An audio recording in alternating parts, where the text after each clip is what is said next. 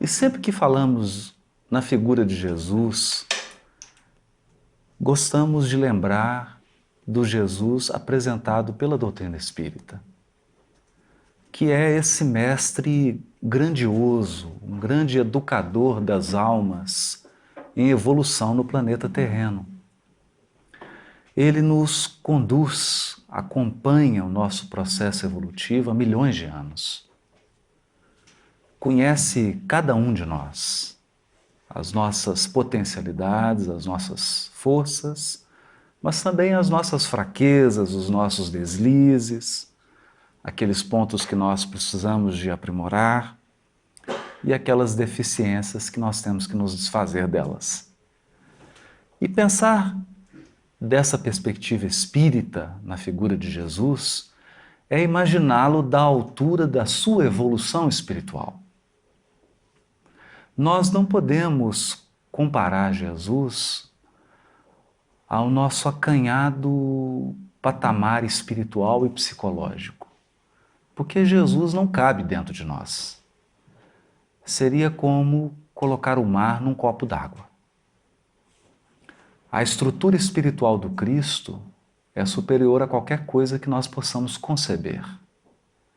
Portanto, deveríamos sempre olhar para Ele na qualidade desse mestre amável, cujas palavras, cujos atos e ensinos são responsáveis pela redenção das nossas almas.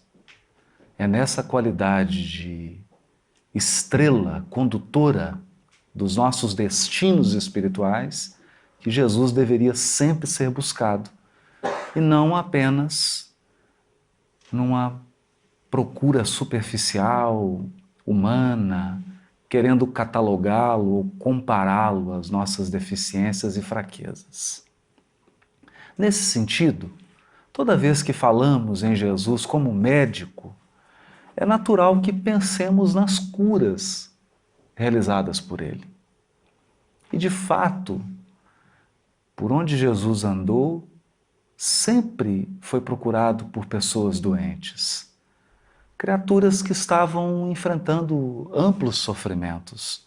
Alguns eram cegos de nascença, outros eram paralíticos, outros ainda sofriam de hemorragias e de uma gama de doenças de pele que na época sequer eram catalogadas, todas eram vistas como lepra, mas nem sempre se tratava dessa doença.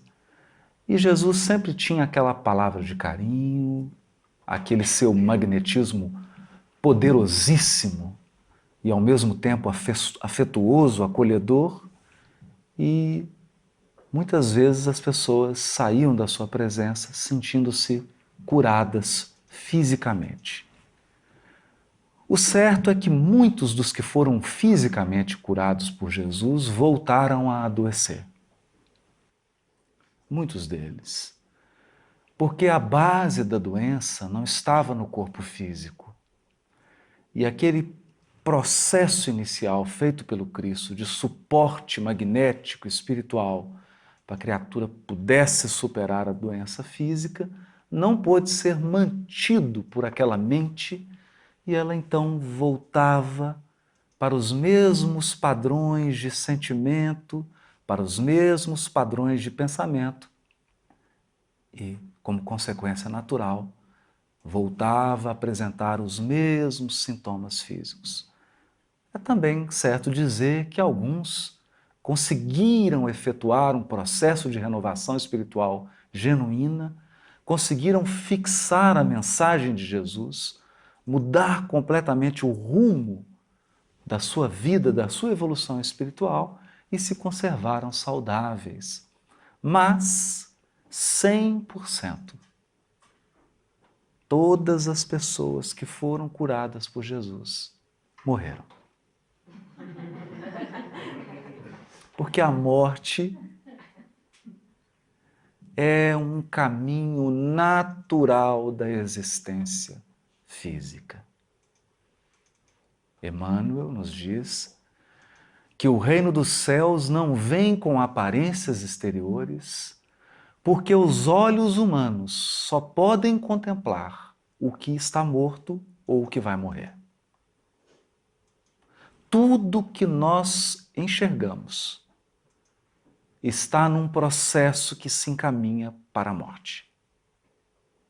Corpos físicos, plantas, animais, terrenos, construções. Nós nos perguntamos sobre as grandes civilizações do passado, que sobraram delas senão ruínas.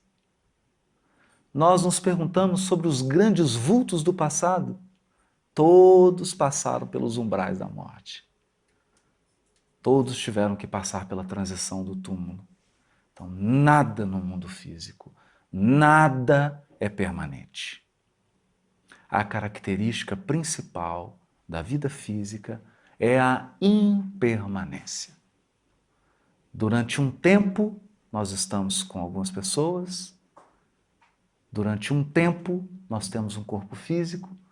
Durante um tempo, nós exercemos uma profissão. Durante um tempo, nós podemos deter poder. Durante um tempo determinado, nós detemos poderio econômico. Mas todas essas coisas passam com a ação do tempo. Tudo se renova. E a lei de destruição cumpre sempre o seu objetivo, que é auxiliar a lei de progresso. Todo progresso se efetua com mortes e renascimentos, destruição e construção. Portanto, é sempre preciso considerar que quando falamos de saúde, nós estamos falando da saúde do corpo físico, porque a saúde do corpo físico é sempre relativa, já que o nosso corpo se encaminha para a morte. Ele sofre um processo natural de desgaste.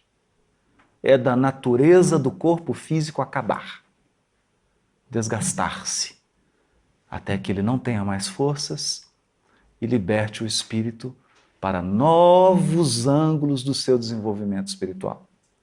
Nesse sentido, é bom enxergar Jesus como médico do espírito, porque quem verdadeiramente adoece é o espírito, e quem conserva a verdadeira saúde é o espírito.